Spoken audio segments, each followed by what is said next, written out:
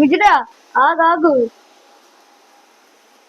ఆచార్య దేవ, ఏమంటివి జాత్రేపు మన సూత సుతునకు నిలువ అర్హత లేరుందువా? ఎంత మాట నీ శాస్త్రీయ పరీక్ష గాని క్షత్రియ పరీక్ష కాదే. కాదు, కాకూడదు, ఇది కుల పరీక్ష అందువా? నీ తండ్రి భరద్వాజుడి జనం పెట్టిది, హరిత భుక్షాకరమైన నీ సంభవం పెట్టిది. ఎంతైనా మట్టి కుండలో పుడిదివి కదా, నీదే కులము. ఎంత ఎలా అస్మత్ పితామహుడు కురుకుల వృద్ధుడైన ఈ శాంతరాముడు శివ సముద్రాల భార్యకు గంగా గర్భమును జనించలేదా? ఈయనదే కులము. నాతో చెప్పిస్తేమయ్యా, మా వంశంలో మూర్పురుషుడైన వశిష్ఠుడు దేవవేశ్యకు ఊర్వశీ పుత్రుడు కాదా? అతను పంచమజాతి కన్యకు అరుంధతి ఎందు శక్తిని దేవవేశ్యకు ఊర్వశీ పుత్రుడు కాదా?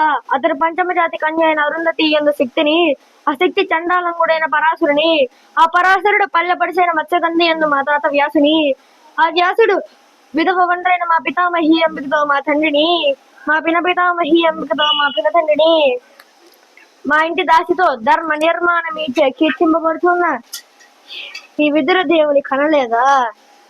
సందర్భ భాషను బట్టి క్షత్రియ బీజ ప్రాధాన్యత సంకరమైన ఒక వంశం ఏనాడో కులహీనమైనది కాగా నేడు కులము అని వ్యర్థవాదములు ఎందుకు?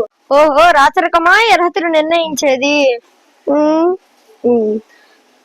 అయినా మా సామ్రాజ్యాల సస్య శ్యామలమై సంగ్రామమై వెలుగొందు అంగరాజ్యమునికి ఇతనే ఇప్పుడు మూతాభిషక్తుని గావించదము. సోదరా దుశ్శాసన, నవరత్న ఖచ్చిత కిరీటమును వేగముగా తెమ్ము. మామా గాంధార్వ సార్వభౌమ, సురుజీమయమండిత సువర్ణ సింహాసమును తెప్పింపుము. పుణ్యాంగులారా, పుణ్య భాగై నదీ తీరమున తోయమునందుకొనుడు. కళ్యాణ భటులారా, మంగళ వాయిద్యములతో సుస్వరముగా మోగనిండు. సహస్రగా ఈ కుల కలక మహాపెంటి ప్రక్షాళన గావించదము.